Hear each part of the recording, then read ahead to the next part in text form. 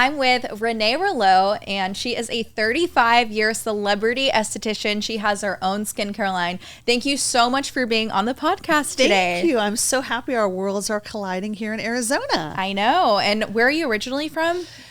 It's always a challenging question in my family when people ask us this. From kindergarten to my senior year, I was in 7 different schools.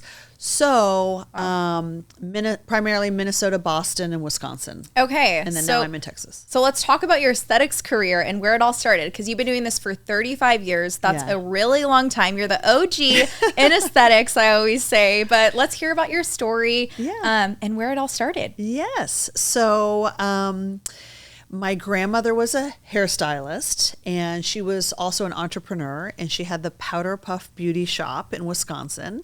And so I grew up in that, seeing her in that environment. And what really stood out for me was she had a really good sense of humor, but how much I noticed from a young age when people would come in and they were having a bad day or whatever and feeling down, and then the transformation of this funny woman that would just brighten their day, and then how beauty could really affect people's moods, and they'd walk out and they would be in the best mood.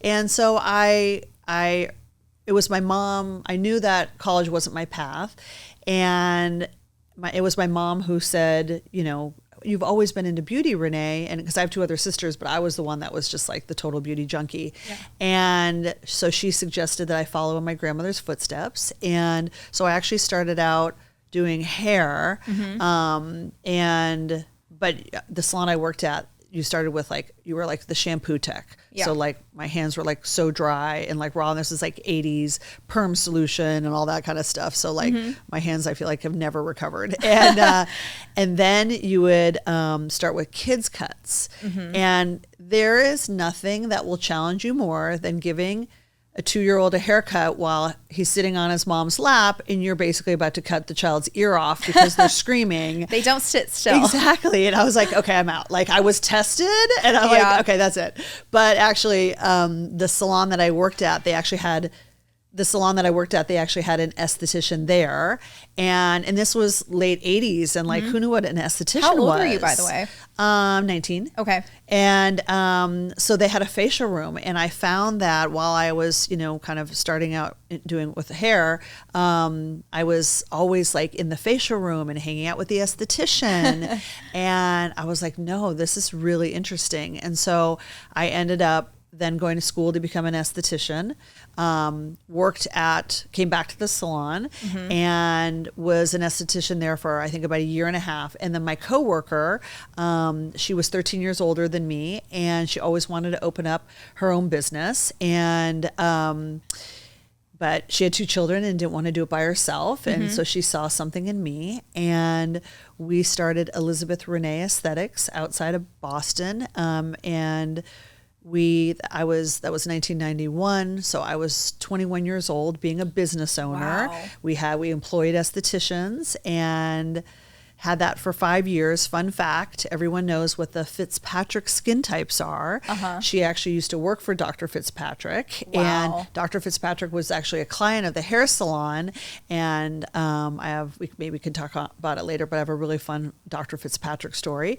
And so I had that for 5 years with her, and we did very well, and it was amazing. And her and I were sometimes a partnership can be challenging, but we were just opposites. Her strengths were my weaknesses, vice versa. And to this day, we're still super close. And but then for personal reasons, I just really wanted to get out of the cold weather. And so I moved to Dallas in 1996. I sold my half of the business to her. She had it all the way up until COVID. So I think almost 30 years. Oh my goodness. And it's still called Elizabeth Renee. And then I started Renee Rouleau Skincare in Dallas in 1996. Moved there all by myself. Didn't know anyone. Rented a U-Haul. Rented a space. Built the whole space out. It was a big space. And started with a skincare spa in Dallas. Incredible. And then just kind of the quick fast forward. So employed estheticians, ended up opening up a second location. So I had skincare spas for 22 years, but probably 18 years in, me and my now late husband, we wanted a change of scenery. And so we moved our corporate headquarters to Austin, which is where I still am now. Wow. And so I was back and forth having the spas, but I had spa managers that ran them. I was still taking clients a little bit. And then I decided, okay, now I'm in Austin and now we're so focused on the product line and the spas needed to be remodeled. And it was like, and the leases were coming up and like remodeling a location while like you're still operating a business is like next to impossible. Totally. So then it was like, okay, well, no, we really probably should find new spaces. But then we were living in Austin and then have to manage all of that. So I decided to not renew the leases and we shut them down. The last one that we shut down was literally a month before COVID, which was really a miracle. But I let all my estheticians know well in advance that we were going to be closing. I helped with job placement and I gave them all their client lists. So because I wanted them to thrive. And a lot of them actually work at a med spa in Dallas. They kind of all work together again. So incredible. Anyway, that's fun to see that, they're still together and connected. Aww. But now our corporate headquarters are in Austin. Wow. Thank you so much for sharing your story. So you've grown up in the beauty world and hence the hair. I feel like you still kept some of the Cosmo. It's beautiful with the pink hair. It's like a staple piece of you yourself. Yeah. How was it having a business that young and trying to navigate everything? Such a great question. Well, I think when you're young, you're fearless, right? So like looking back at some of the things, I'm like, oh my God, I would never do that now, right? And I mean, moving to Dallas, like all by myself, I didn't know anyone. And somebody had told me, I had a client when I had Elizabeth Renee that traveled a lot to Dallas. And I told her, I want to move to Dallas and I'm going to start a business there. And she said to me, she goes, Renee, they're not going to like that you're a Yankee. They're very loyal to like native Texans. Yeah. And she's like, they won't support your business because if you're not from there. And I was like, oh my gosh. And so that's why I chose to start my company my first spa a little bit outside of Dallas where it was a little more of a melting pot with people. But like in hindsight, like, no, like they love beauty. They would have, it didn't matter where I was, but that was like, but she like put the fear into me. Like if I'm not one of them, they're going to be like, you're a Yankee. And I was like, oh my gosh. But yeah, so starting at age 21, again, fearless. I took out a loan from the bank. I've never borrowed money from anyone. I built everything myself. Incredible. And, but yeah, I was managing employees. I didn't know anything about how to do that. And also what was challenging is being a young esthetician. Like I had older clients and I always was like, are they going to trust me that like I know about aging when like I'm 21 years old? So I always remember being like, okay, I can't wait till I'm like 30 because then they'll be like, okay, because like when you're younger they're like, what does she know about wrinkles? What does she know about my problems? Or they say, how old is this lady this girl talking to me about my skin? Exactly. So but I just there's no handbook that tells you how to use do any of this running a business, and you just kind of figure it out as you go. And but I loved it. I knew that I love variety. That's my biggest thing is I love wearing all the different hats that I do. And now I wear more hats than ever in my current company. But yeah, just, I don't know, just being fearless and just doing it. Entrepreneurship heart that you have, I think, as a business owner, and you just have to figure it out sometimes, right? Yeah. My favorite expression is, it's all figure it outable. Yes, totally. And what were the biggest challenges you would say, and how did you overcome them, figuring out how to navigate managing even employees? Right. There's no handbook on that either. I mean, I think it's just like the golden rule, treat others how you want to be treated, you know? And I think having really acceptance that people are not going to be like you, but that's not a bad thing. I think that anyone who owns a business, they just want 10 mini-me's, right? Like, but you already have you, and you need to bring other skills. People look at things differently. So I really appreciate all the diversity with the different personalities. I never get frustrated with obviously there is frustration having employees in certain instances, but I just think accepting them for who they are and who they aren't, instead of like hitting your head against a wall being like, why didn't they do it this way? Well, they're not you, And actually in 2020 in Austin, we got recognized as a best place to work. Wow. So That's incredible. That says a lot as itself. Well, we're all about culture, take good care of our people. Absolutely. That's so important. I mean, It's so simple. Yeah. I feel like we learn that, when we're children, when we're so young, and to just bring it into the real world, it's much more easy, and we complicate it. Yeah. So how was it being I want to talk about a little bit about Dallas. So you moved your business you started your business in Dallas, right? Mm-hmm. Yeah. And we talked a little bit off camera about Dallas and the heart of Dallas. Like, why Dallas? Oh my gosh, it's so funny. So I always knew that, Dallas women were into beauty, right? So I knew that, even though that client was like, they're not going to support a Yankee, but I knew like they were into appearance. And the few times that I had went there to, check it out, I was like, oh, these people like are very appearance oriented. But I will say this kind of like one thing that I had experience with. I feel as though like when I, as an esthetician, like even coming to see you today, like I'm like, oh my God, I'm so dehydrated. I just flew in last night. So dry here. I'm like, Victoria's going to be like, oh my God, looking at your skin. Because as estheticians, like we do that, right? Yeah. People are always like, I feel like self-conscious, like you're looking at my skin. And I'm like, I am. Yeah. Because like that's our job, right? We're observing or whatever. Absolutely. But anyway, I would say that like the most beautiful women's skin were Dallas women. So, I've traveled all over the world, and Dallas women, their skin is beautiful. But let me explain why.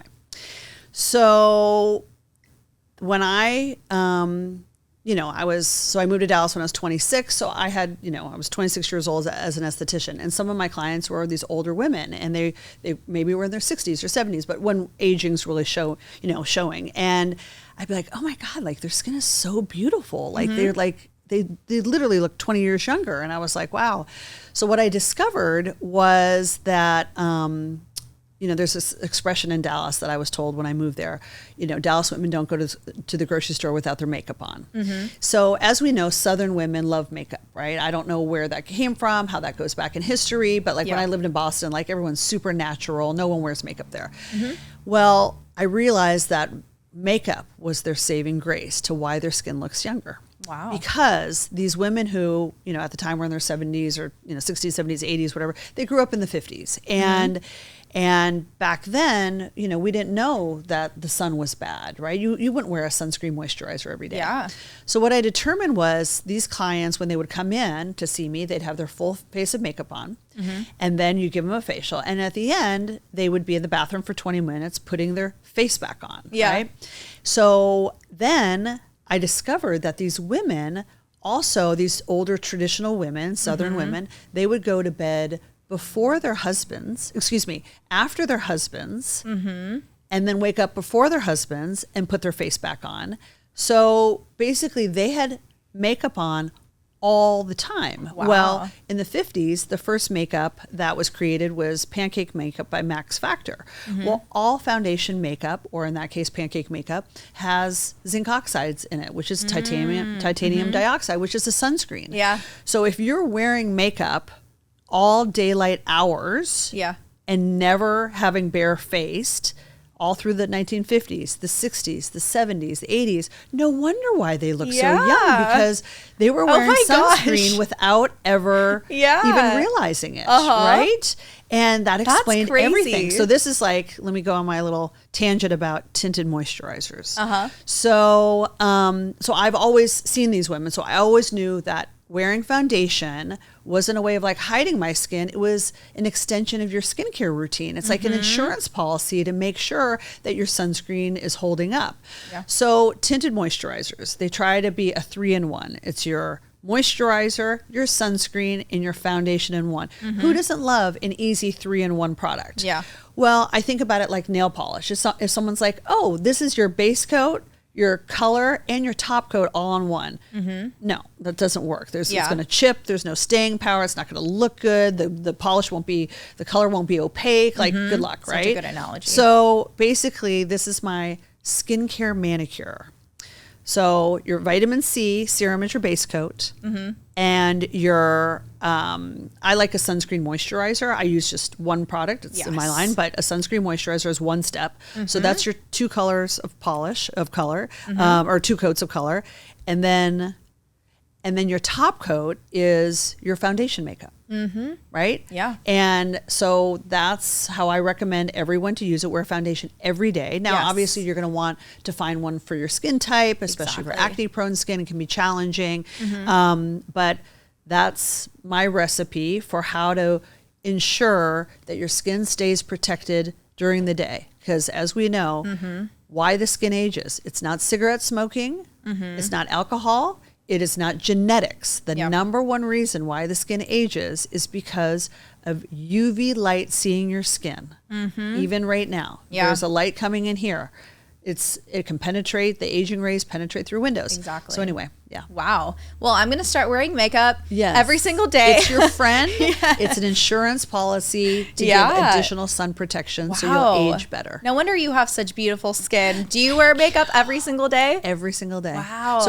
So my house in Austin, it's super modern and it's like a glass house. So I have so much UV light coming in. So the minute I wake up in the morning, so if I'm not ready to like shower yet or whatever, I'll put sunscreen on the minute I wake up. Sometimes I'll dust on a mineral powder or something because, I live in a glass home. I love that. So I need to start making that part of my routine as a mom. I just wake up and my hair is all crazy and I never think of that. That's so interesting. It's like I actually did some reels about this recently.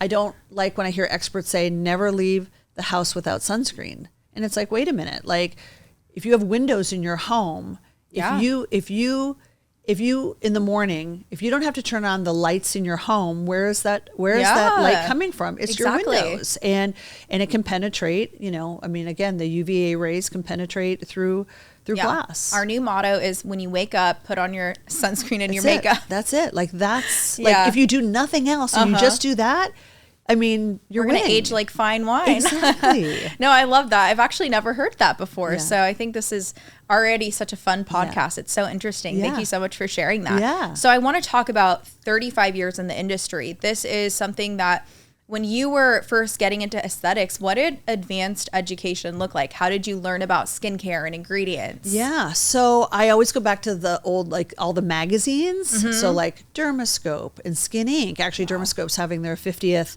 anniversary gala in Vegas. So I'll be going to that. Amazing. I grew up on Dermascope magazine. I would just read those magazines. So there were, publications back then. But yeah, an esthetician, there just was so few of them around. So, and they did eventually have trade shows and things like that, but it was magazines and trade shows. That's what you would do. So do you feel like you were how did you step into aesthetics and make a name for yourself? When did you feel that was, kind of a staple in your career that you really made a name for yourself? Well, the decision to call the company my name is like, that's it, right? Totally. Like when you name your company Renee Rouleau, because people were always like, when I moved to Dallas, I was like, what's going to be the name of it? And everyone was always like, oh my God, Renee, you have such a pretty name. And so I was just like, okay, I'll name it after myself. So that's like the, when you make that decision, it's like, okay, spotlight's on me. Yeah.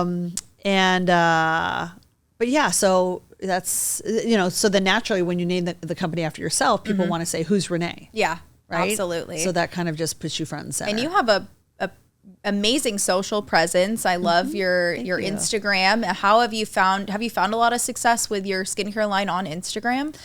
So I have views about social. I don't spend a ton of time on there, and only because I think it's important. This is how I think about social media, which is it's the new website. Yeah. Right. So back in the day, we launched like e-commerce, like shop online in 1999. So I've been in the online space for a long time.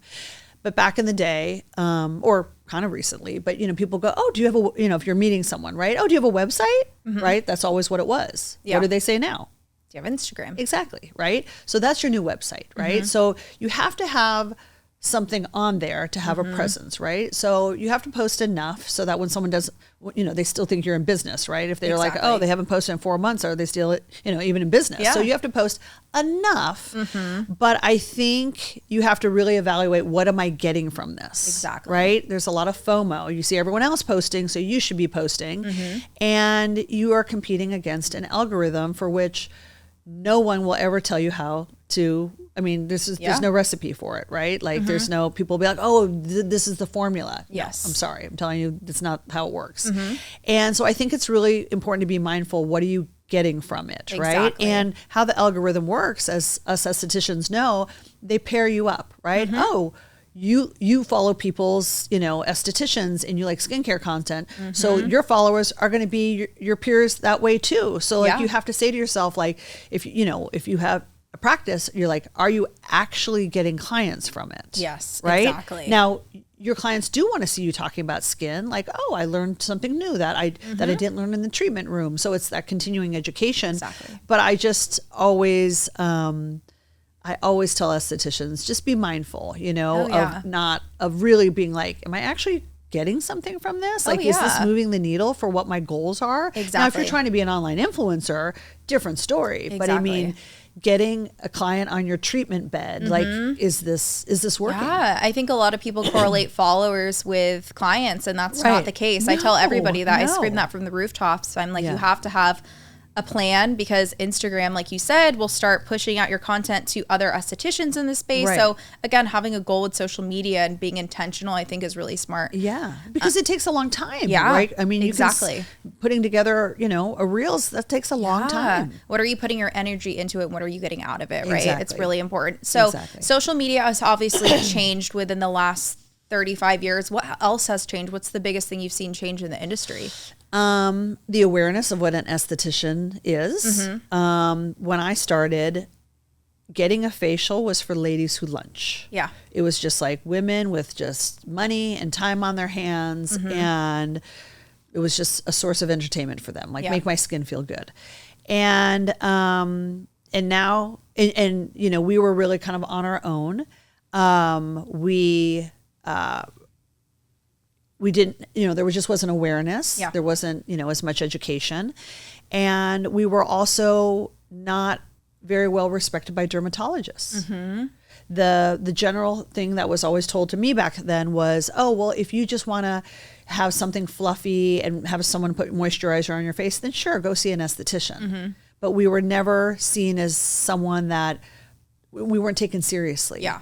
And now the Science of Skin Summit in Austin started out as a dermatology conference, and now they've rolled out the carpet for estheticians, and I'm the co-chair of the esthetician track with my fellow esthetician Sarika Diaz, and that's in Austin in September. I was the co-chair last year. They had me speak the previous year. I did see that. That's incredible. Yeah, so it's really beautiful to see now that we can cohabitate with dermatologists.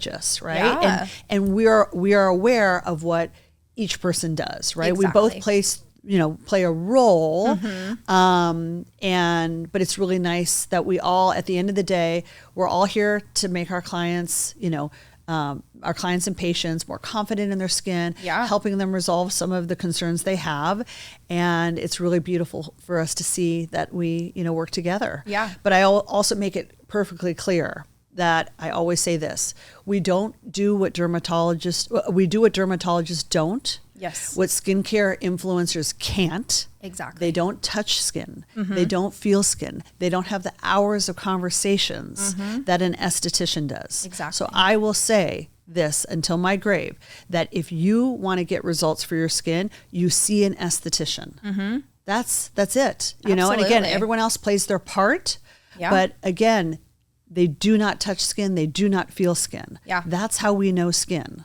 I completely agree. And I think it's really awesome how the industry has shifted that way, that estheticians are being respected as knowing skin health and results. Exactly. I think that's the biggest thing that I see as well in the aesthetics industry, and just being a voice in it, and not just kind of being shoved to the rug. I mean, even 8 years ago now, when I became an esthetician, it was totally different. I mean, my first job was at Massage Envy, and I was so sick of doing fluffy facials. And I remember everybody, I said, hey, I went to esthetician school. I became an esthetician. Yeah. And they were so confused. They didn't know how to say the name. They didn't know what it was. And now everybody knows what an esthetician is. And I think that's so incredible. Allure called last year, they called the esthetician, the new it profession. I love that. And I was just like, oh my gosh, like yes. this is so great. I know. And I'm sure being in the industry for 35 years, that's incredible to see the shift in the industry. Yeah.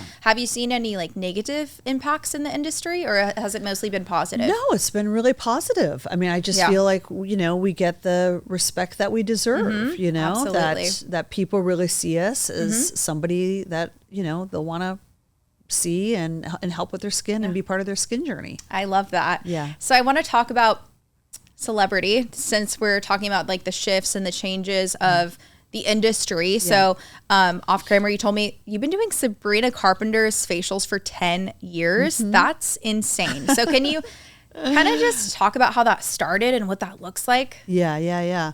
So, so I'm definitely a celebrity esthetician. I don't live in LA, so I'm a traveling celebrity esthetician. And so how it started was in Dallas. My first celebrity client was Jessica Simpson. Wow. But she came to me. So fun fact, so she was a singer at the time, a Christian singer, but she wanted to get into acting. And she was starting to audition for Dawson's Creek, the TV show. And her skin had, you know, she's been very vocal about having acne back in the day. And I was the place to go in Dallas, and I was known for acne. And so she was my first client, and then she had to stop seeing me because she became got a sponsorship with Proactive Skincare. Okay. She was like one of the first faces, like back when they had those infomercials and things.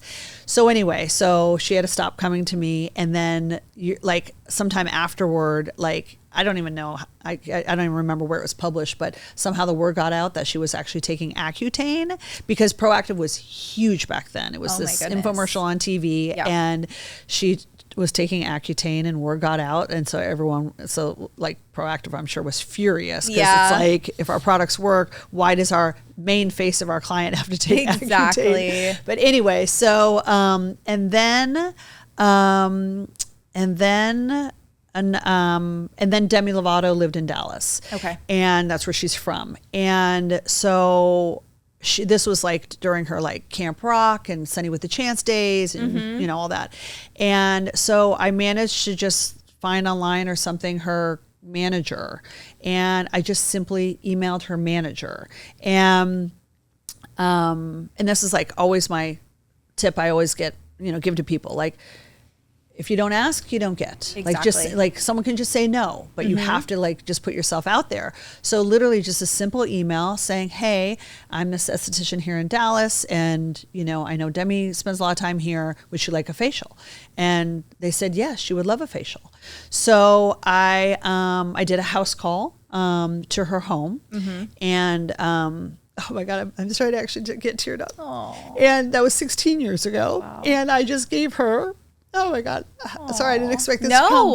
I just gave her pre-wedding facial 3 weeks ago. She just got married. And so Demi, oh my gosh, sorry, I did not expect this at all. But I'm just so happy for her. And having been her esthetician for 16 years, you know, Demi's been very vocal about her life and the challenge she's had, and I have been by her side through all of it, and all of her seasons and chapters and challenges. The beauty of being an esthetician. Yeah, exactly. And so she's just doing so well, and I'm just so grateful for our friendship and having been, you know, with her on the skin journey. Oh my goodness. That's crazy. That the opportunities are waiting for you. Sometimes you just have to put your foot in the door. Yeah.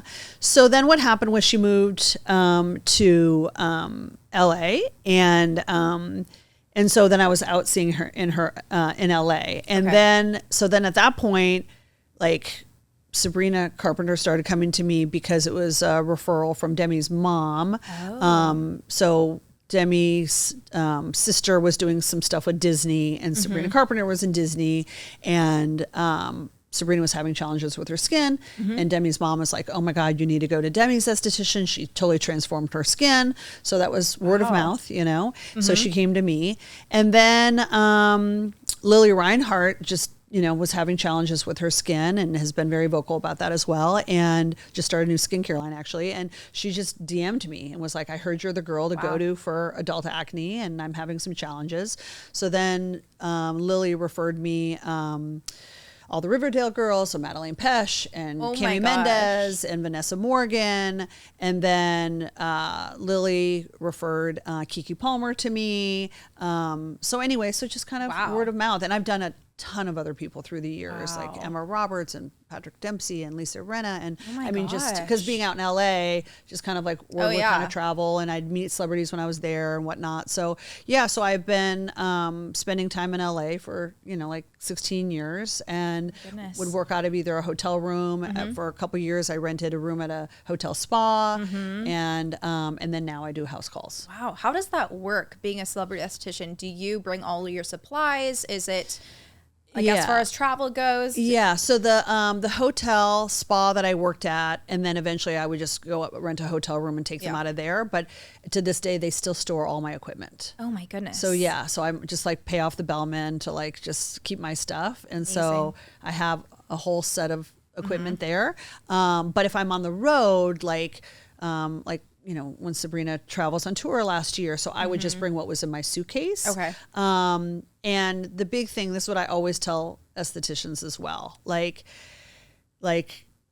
I'm able to treat skin with really good products and not a lot of equipment. Like at the end of the day, it is, I mean, I know a lot of estheticians want to invest in all of these machines and my equipment's pretty simple. And especially if I'm traveling out of a suitcase and I can get really good results, I use my line, my skincare line, but like it's about the products, right? Because you're only seeing them for an hour or whatever. We know that it's what they do at home every day, and that's how they get results. Is I have these tried and true products that have been celebrated, awarded, used by very famous faces, and they work. Wow. So how would you suggest somebody that wants to be a celebrity facialist? Is it just something that happened organically for you? Or do you have any advice for somebody who would want to look into that? Yeah. route? So, I mean, I didn't really necessarily seek out to be it. I never thought I would be an esthetician, but then when Jessica came to me and it was just like, oh, well then there's this girl here.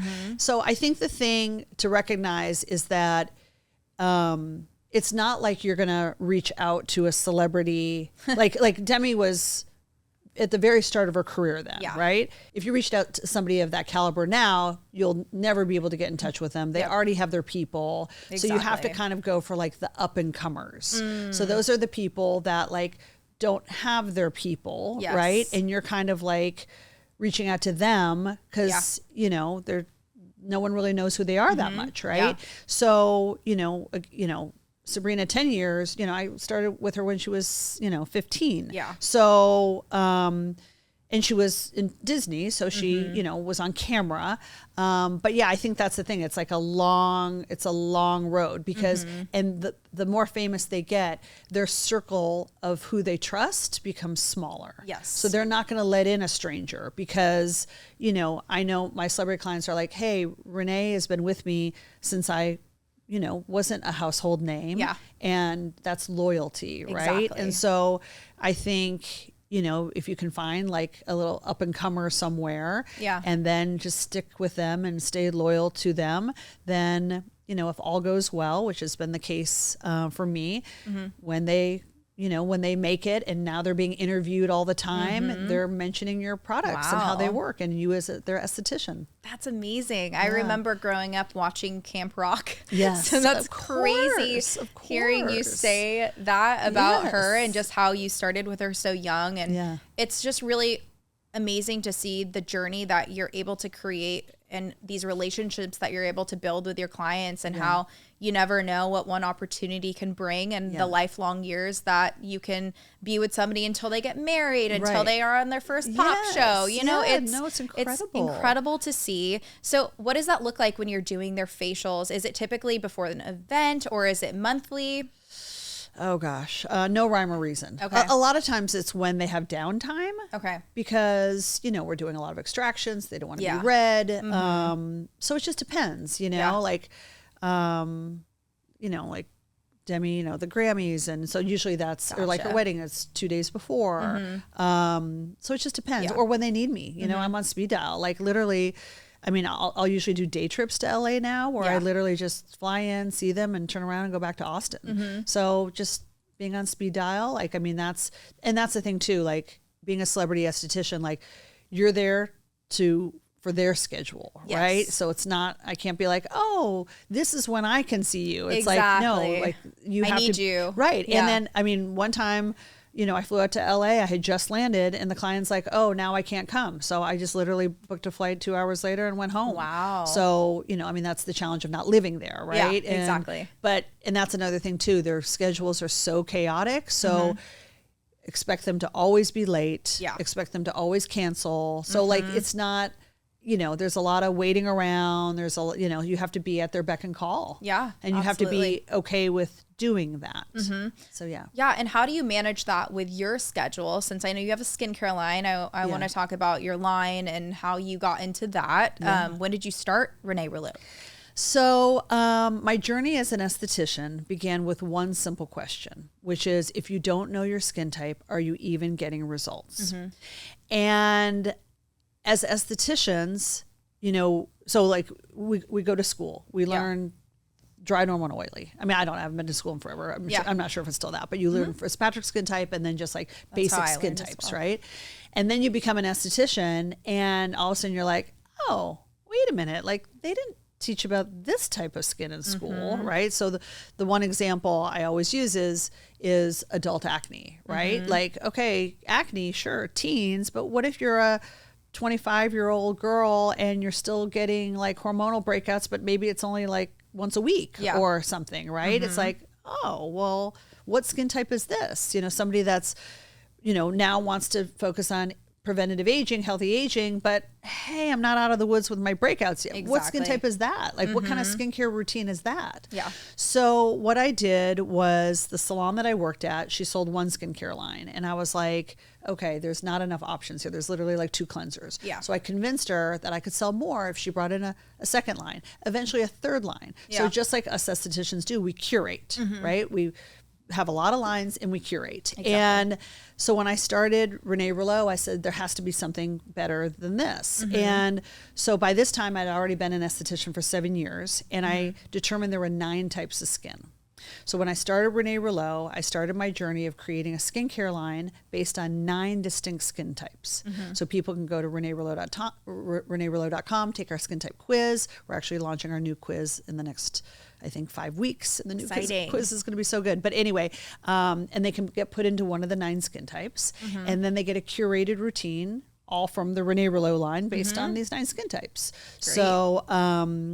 So I have 55 products. And they, again, they cater to these 9 skin types. So again, as estheticians, we know that everything is about curation, but I have a one-stop shop with one line that you put yourself in the skin type and you're ready to go. I love that. How long did it take to create your skincare line? So, well, our number 1 bestseller to this day, still our number 1 from day 1 to now. We've sold over 250,000 of them. Oh my goodness. And it's called Anti-Bump Solution. And how this started was when I worked at the hair salon. That was one of the lines that they carried. And they came in glass ampules. You would break it open, and it was for acne, but it was more like they marketed it more for like pustular acne. Okay. And it really it worked. It would kind of help them surface a little bit, but it wasn't really clearing. And then all of a sudden my clients were saying, I had this huge cystic blemish and I used it on this and it made it go away so fast. And I was like, oh, really? I didn't end up getting cystic. I started getting cystic acne like in my mid-20s is when I really got it. But anyway, so I was getting this feedback that this and the clients would be like, I used to get a cortisone injection and this product made this cyst go down so fast. So when I started Elizabeth Renee, we carried that line so I could carry that one product. And then when I started... Sorry, I keep hitting the microphone. But I started Renee Rouleau. I sold that one product, and then they ended up they wanted to discontinue it. And I was like, I'll buy the formula from you. Yeah. And so I bought the formula from them. And then, it continues to be our number 1 bestseller. Oh my goodness. And so, I'm, almost 56, and I've been selling this product since I was 19.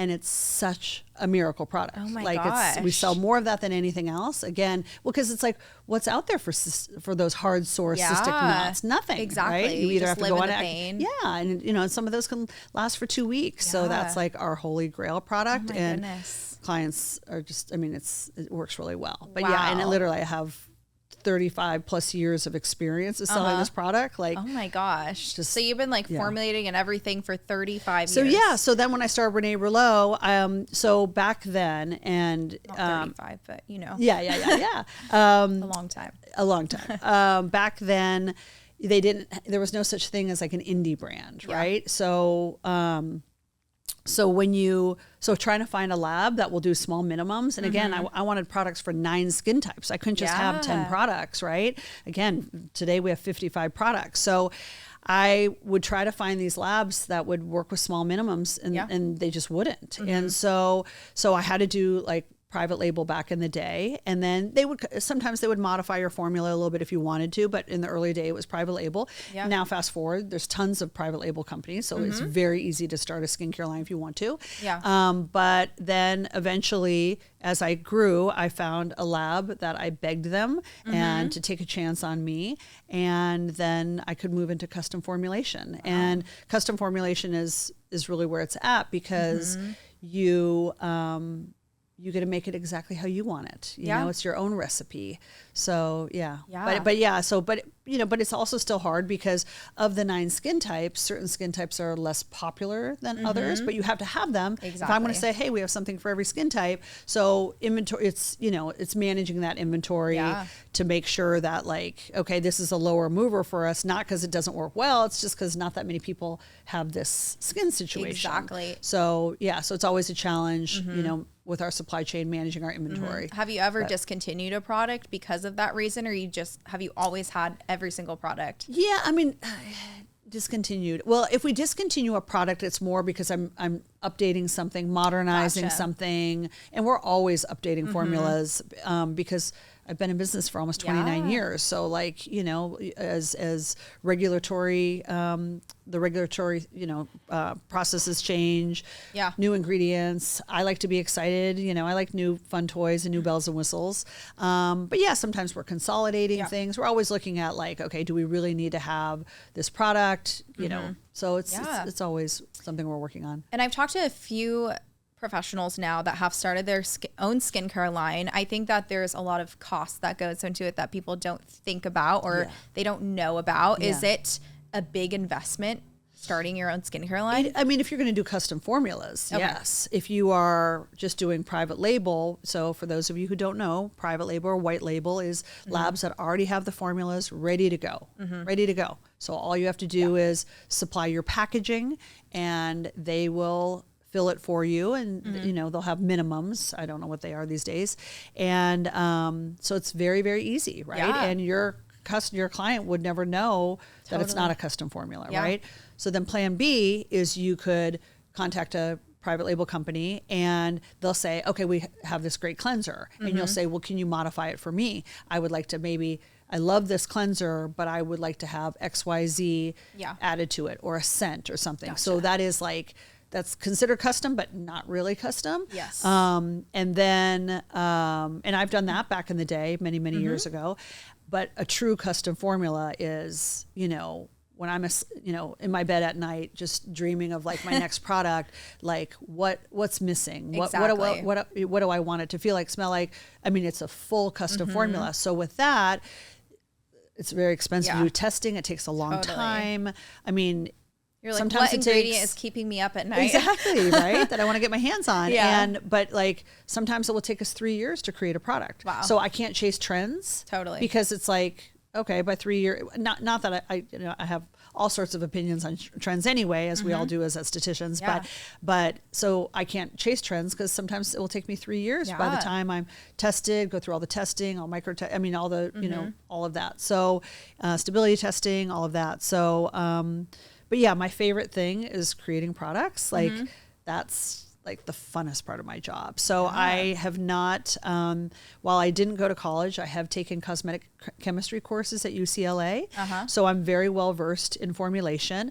I work with really amazing chemists, but one of the best things I ever did was hiring my own chemist to be a watchdog for my contract manufacturers. Because when you're hiring a contract manufacturer, like you're only told what they tell you, right? Exactly. And so you believe what they say. Not to say that they're lying, but sometimes they have a business to protect, and so sometimes they might cut corners and you're not going to know about it.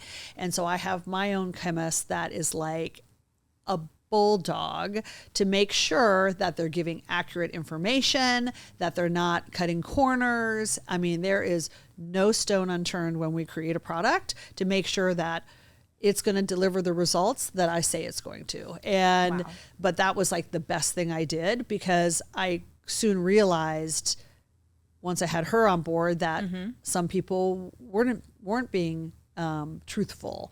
And so I have had to,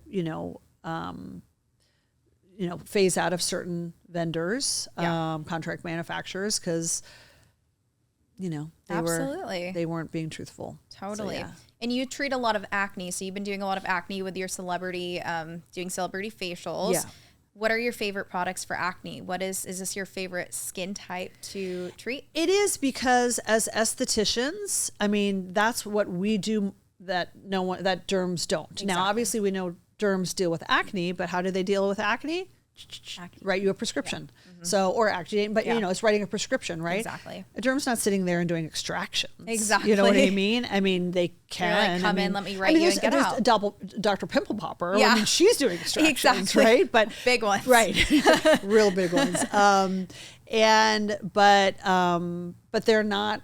They're not getting into acne the way we do. Exactly. So I always say to estheticians, like, I know we love our anti-aging and all of that, but like, you can't lose with acne, because the reality is there's still no cure for it. Exactly. Right? Trust me, if there was a cure for acne, we would all know about it. Exactly. No one's hiding that secret. Someone would be a multi-billionaire if they could solve acne. We haven't done it yet. Why? It's because acne is very complex, and it's as unique as our own fingerprint, right? Like, it's just, and what is, why does one person get it? I mean, we just don't know. We don't know the cure. Now we can control it. But yeah, I think that estheticians lean into acne because there's just, that's who people go to, you know? And at the end of the day, it's not going away anytime soon. Like, I remember years ago, there was supposed to be a vaccine for acne, and it was just like, oh my gosh. And like, as an esthetician, I'm like, oh my God, am I going to be out of business? And I mean, trust me, I would love there to be a vaccine or whatever, and that was a big talk, and nothing ever came. So even a vaccine was tested and couldn't cure acne. I know. And that's one of the biggest conditions that we see on our treatment table is somebody coming in and they think that they need one treatment, but they actually need to be on certain products to help control that. Well, I mean, this is the thing. When people say to me, Renee, what's your one best product for acne? What's the one thing or whatever? It's like, there's no one thing. Yeah, exactly. Right? No different than aging, no different than rosacea, no different than, I mean, there's no one thing. You have to hit it at different angles, target it from different angles, use different types of ingredients. That's why, like, when people like lean into you hear a lot like Mandelic, everyone's like, oh, Mandelic's, but no. I mean, I'm not personally a fan of Mandelic acid, also because for the simple reason that salicylic acid is an FDA approved drug when used at a certain percentage. It is so good that the FDA approved it as a drug.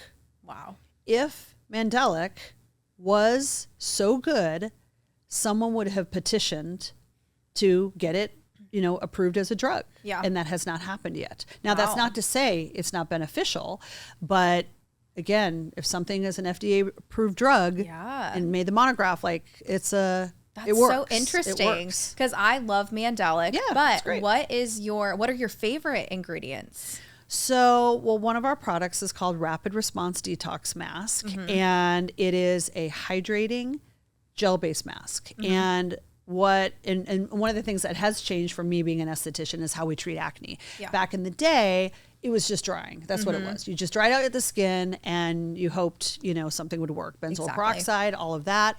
And what we now, and I've always known this, but acne, never forget, acne is an inflammatory disease of the skin. And the skin is already inflamed. So once I really stopped inflaming people's skin, once I was able to get my hands on, ingredients that weren't so harsh and the kind of the old school way of dealing with acne, that's when I got the results. Right. Yeah. And so, and luckily we kind of all know that now, but still, there's still a lot of harsh products out there. And so our rapid response detox mask is, we did what's called a kill study. And when you put it on the skin, within 7 minutes, it destroys 98.6% of C. acnes bacteria within 7 minutes. So what that means is it interrupts breakouts in their early cycle. And it has salicylic acid in it. Not that it's an exfoliating mask because it's a gel. It's literally a hydrating gel. But salicylic acts as a carrier because we know that of all the acids, salicylic acid is oil soluble versus mandelic is water soluble. I hear people say that mandelic is oil soluble. I have not been able to find that data. Maybe it's out there. I don't know. But salicylic is what can penetrate deepest in the pore and actually cut through oil. So by having a little bit of salicylic acid in it, it allows this mask to absorb deeper within the skin and get into the pore lining, which is where all acne starts. And that's another thing too. Like when people are like, eat healthy, gluten-free, all the things, right? Or drink this juice or this or whatever. Never forget where acne begins in the follicle, in the hair follicle of the skin. All the acne is forming here, right? Is it starting in the gut? Sure. We want to do all the healthy things. So none of that is wasted effort. But acne starts from oil production, which is why people with oily skin have more acne. But it's all from, thick oil that's flowing through the pore fast. It gets sticky. It gets clogged in the pore.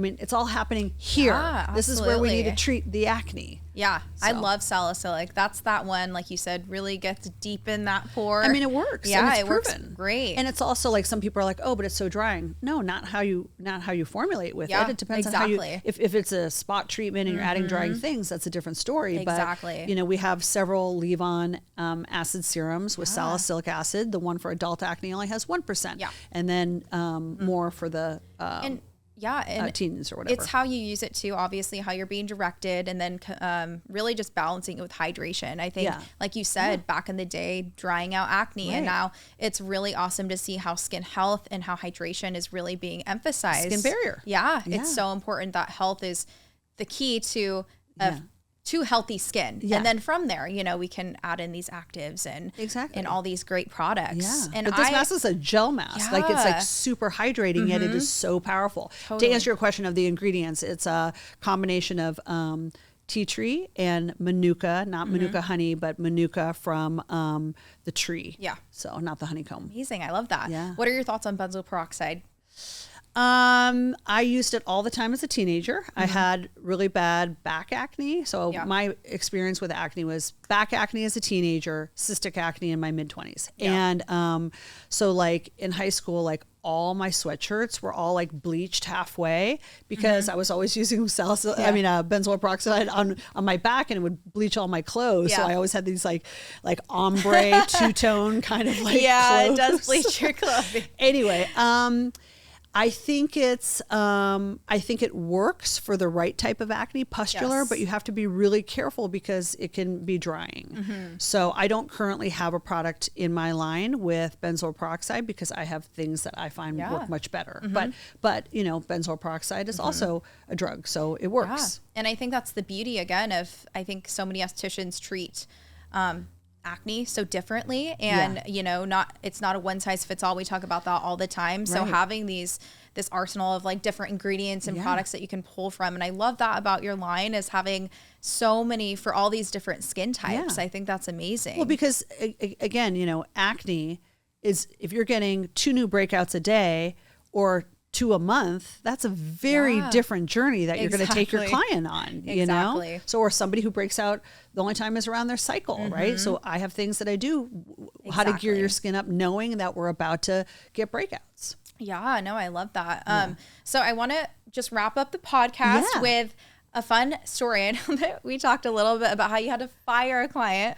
So let's talk about that. I think it'd be like a kind of fun way to just like end the podcast. Yeah. So, and how do you deal with firing clients? I know, right? So, we talked a little bit about this off camera. I meant to talk about that like during the celebrity part, but no it'd worries. be fun to talk about. So, you know, clients come to us because we have a reputation, it's referrals, but sometimes some clients are a little bit challenging, right? And, you know, in the beginning, you just take what you can get, right? But I think the goal is to really choose who you like to work with, right? So yes, I have had a celebrity that I did have to. It was not a fit for me. I was a fit for her because I'm so good with her skin, and her name is Bella Thorne, and the last name is really not a good fit for this story. So anyway, but so I did have to part ways with a celebrity client. It just, it was challenging, and I think the thing too, like going back to like, there's no cure for acne. Like, it's it's treating acne. It's a partnership, right? Absolutely. It's basically us working together. I'm going to do my part for you, and you have to do your part, right? Yeah. And there was one part of that partnership was not doing their part. And how can I get results if they're not, like, I can't come to your home when you get in at 6 a.m. in the morning from being out all night and wash your face for you. Like, I can't do that. Right. Yeah. And so it was, someone I had to let go of. And how did you manage that? How did you do it?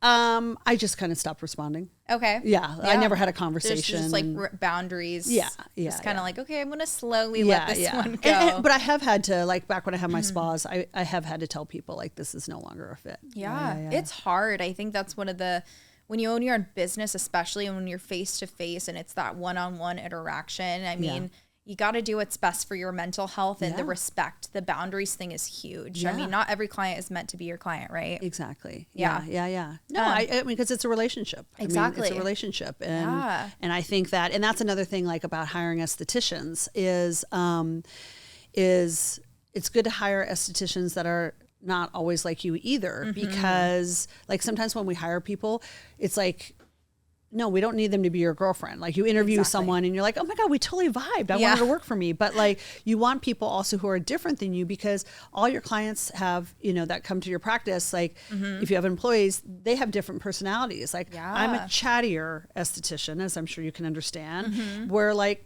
some people, like, you have to be a chameleon also, like, know who, if someone's being kind of quiet, then you have to kind of cater to that. But my quieter esthetician, she had all the quiet clients. They loved her, right? And so I think that's, like, important as well. Absolutely. I always, somebody told me this one time, and I'll never forget it, is you have to find somebody that's ambitious, but not too ambitious. Yeah. Well, so that's another thing too, right? So, like, I'm all for, so, right, because people are like, oh, they're going to work for me and they're going to take my clients. But I always, like, now that, because we're on the, now I'm having my products sold through estheticians. Yeah. So I have this conversation with estheticians all the time now. But I'm just like, never forget that they were like you, and you want to encourage that. Exactly. And I just think, I mean, I've had certainly people, I don't know if anyone, like, really got big, but, like, I'm just supportive of that, because it's just the industry is small. Keep a good reputation. Just support everyone, and it comes back to reward you.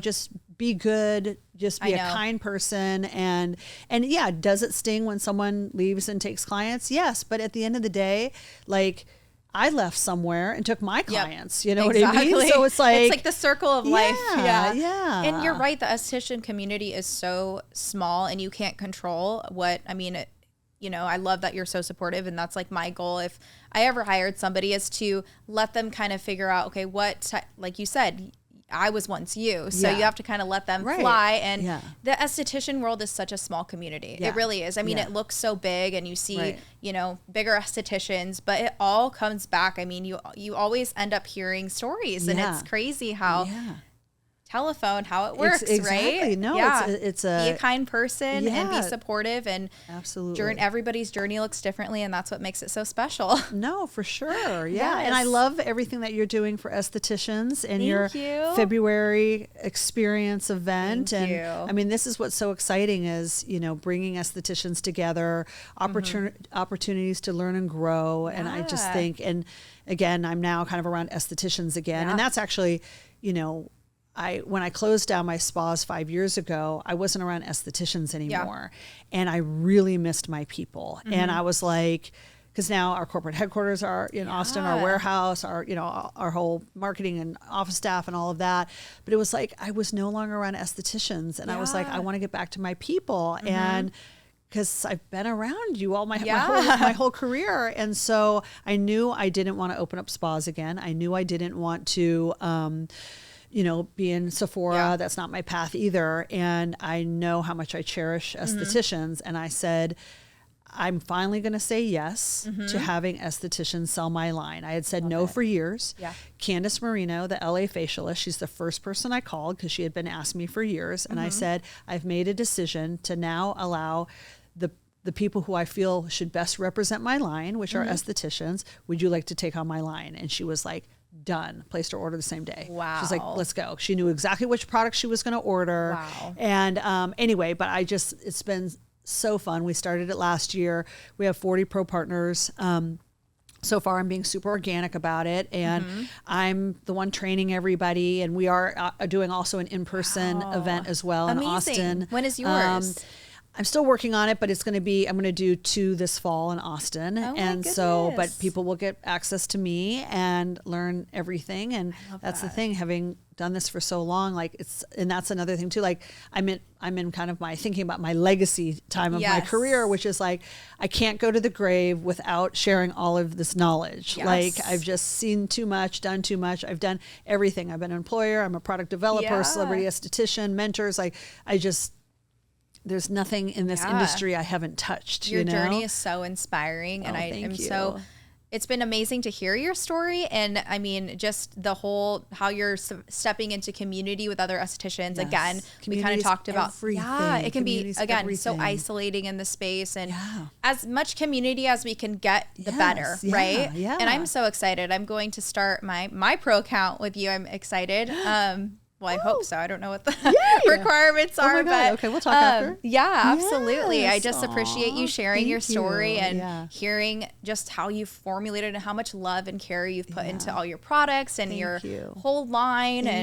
Now other estheticians. I'm really excited for your journey to continue to unfold. Fun. It's so fun. Thank you so much. I appreciate it. Yeah, I think, just the last thing I'll say is, we all need mentors and people to learn from, right? Absolutely. Like we can't do it alone. And again, the solo estheticians, they're the ones out on their own island or whatever. And so, you're using the word community. That's so important. Like we just launched it last week. I've been working on it for 3 months. We launched our own private community for our pro partners. And it's just been amazing already. Everybody's sharing. So I didn't want to do like a Facebook page. I wanted to have my own. And so we have different rooms in there. And already I'm on there a lot because again, it just launched a week ago. And one of the best pieces of advice, and I put on there, and I will say to estheticians, love on your client better than anyone else. They will never leave you. They'll stay loyal to you and will refer all your friends. So when I talk about social media, all the time that you could spend on social media and spending there in hopes that the algorithm sends you someone your way, if you took that time and texted, followed up with your clients, that is how you build a practice. That's how you do it. And so last week, on our it's called the Circle of Hands. So we call it the Circle. That's our community platform. But last week I shared that, and one girl went, okay, I'm going to go do that. And so she reached out to one of her clients she hadn't talked to in a while. And then the client ended up booking. So she was like, I ended up reaching out to a couple more. Wow. She goes, I got 4 bookings. And that was just me mentioning this one little thing in our community. She did it and got 4 appointments. Yeah. And I mean, how long did that take her to do that versus spending an hour and a half on our reels that who knows what? Oh my gosh. We spend so much time looking at what other people are doing, what the algorithm's doing, and trying to keep up with things. It's like, no, social media is not where it's. No, it's not. Again, love on your clients better than anyone else. Dote on them. And that's another thing too. My celebrity clients, how did they stay loyal to me? You don't think that a million skincare brands are reaching out to them, sending them products, wanting to be their estheticians? Like, I mean, Demi Lovato, from day one, her assistants always tell me this, Renee, she literally will not use your product. I mean, anyone else's products. She goes, all these brands, they go, you should see the stuff we get sent. Skincare products all the time. And she gives them to us. She'll like, I'm not even going to open it. Like, she's so loyal. Yeah. But why is she loyal? Because I loved on her better than anyone else, right? I was at her beck and call. Like, you need me, I'm here for you. And, always being available. But again, you don't have to have celebrity clients. Always be available for your clients. When it's not about this hour I'm with you, how are you caring for them in between visits? Exactly. Hey, you mentioned that, you're going to go to Mexico for vacation this summer or whatever. Like, hey, let me arm you with what you need while you're on the trip. Or, always I always say, be their personal skin assistant. Be one step ahead of them. You're winning when you reach out to a client to check in and say, hey, I wanted to check in. Do you need me to send you any refills or whatever? Yeah. And when they go, oh my God, you've been on my to-do list. I've been just so busy. Thank you for reaching out. Yeah. You're one step ahead of them. That's how you build a clientele. And so true. So just love on them and, just dote all over them, be available. Absolutely. When you make it so easy, they'll never leave you. Your clients are the ones that you're seeing physically in person. Social media is who knows where they're coming from, right? Who are you pouring that energy into? And the reality is, this is important too. Most people, they're only going to travel a 10-mile radius, a 20-mile radius. Exactly. So when you post something out on the web and somebody from one of these countries over here sees you and follows you and likes your content, they're never going to be your client. Exactly. You know what I mean? So and that's the thing, like when you're posting, it's not going, the algorithm isn't going, Meta's not going, hey, we're just going to target this to people within a 20-mile radius of Victoria. No. That's like not how it works. Absolutely not. You have to pay ads for those, Exactly. Yeah. If you want us to do that, you pay. So, no, that's I was actually going to ask you, because my last question is always, what piece of advice would you give to an esthetician? So you just answered that already. There we go. Honestly, I agree with everything you're saying. I teach a lot about that on my Patreon. So I'm like, because again, people get so caught up on the views. I have people ask me all the time, what do I do with the algorithm? And I'm saying, stop focusing on the algorithm. No. Those, be intentional with what you're posting, but also like make sure that you're focusing on the bigger picture and your clients. Your clients are what matters. Yeah. Oh, I'll tell you. Okay, we'll end it with this. My best free advice is the word free. So back in the day, I would have business cards made, and it would be it was a little business card with like basically a gift certificate. Yeah. And I would give people away a free facial. So basically what I would do is when I'm out in the world, in line at a grocery store, wherever, and I would, I always try to, strike up the conversation about talking about skin. And as I was building my clientele, I would give them, I'd say, we'd start talking about skin. I'd be like, oh, I'm an esthetician. And they'd be like, oh my God, I've been having problems with my skin. And then you start going back and forth. And I'd say, I'm going to treat you to a free facial. Wow. Come in and see me. Because I had time on my books. Yeah. Right. So I give them a free facial. Wow. Who's gonna not do free? Exactly. Like what's the excuse? It's free. Okay. Well, like there's no obstacle. No barrier to entry there. So that's how I built my clients. Like if you give it away for free, because you're just twiddling your thumbs anyway. Exactly. So whenever I'm out in the world to this day, that book was empty anyways. Might as well get some practice. Exactly. Yeah. And so, but that's how, I built my clientele. So even now, when I'm out in the world, like I make conversations wherever I go, and then, just promoting business, absolutely. And especially when someone says, this is the trick. When someone says, a stranger, and I'm sure you get it all the time, but they'll go, oh my God, your skin is so gorgeous. That's if they say that, boom. Yes. Because guess what? You now get to say, oh, I'm an esthetician. Oh, you are? And oh, what do you use on your skin? And it's like an easy way to like get into the conversation. Oh yeah, absolutely. Yeah. That is such good advice. Thank you so much for sharing that and being on the podcast today. Where can people find you? Yes. So I want to hear your Instagram, and then I know that you launched your pro for your skincare line. Yeah. So, ReneeRouleau.com. If any esthetician wants to become, learn about the benefits of being a pro partner, you can fill out an application or just DM me. I'm sure it's in the link. Links are in my bio on Instagram as well. Renee Rouleau. We'll link it here too. Okay. And, but I have free webinars every Monday. Okay. And so we do like the benefits of becoming a pro partner. So, and if you can't make a webinar, we can send you the replay and then a deep dive into the products. And then I'm also doing free webinars that's for anyone to listen to. Like I did one on how to get glass skin. The link's in my bio on Instagram. I did a hyperpigmentation one because that's a whole nother story in itself. I'm doing one on acne this Monday. And, so I do free webinars as well, so people can learn from me. And, but yeah, I have tons of knowledge and I want to give it out and happy to help in any way I can. Yeah. Well, thank you for being such an inspiration for our aesthetics community. And you as well. Thank you. I'm just cheering you on every minute and so proud of you and your husband. It's so fun to connect with you and finally meet you in person. Thank you. Well, thank you guys so much for joining the podcast. Make sure you like, comment, and subscribe, and we'll see you in the next episode.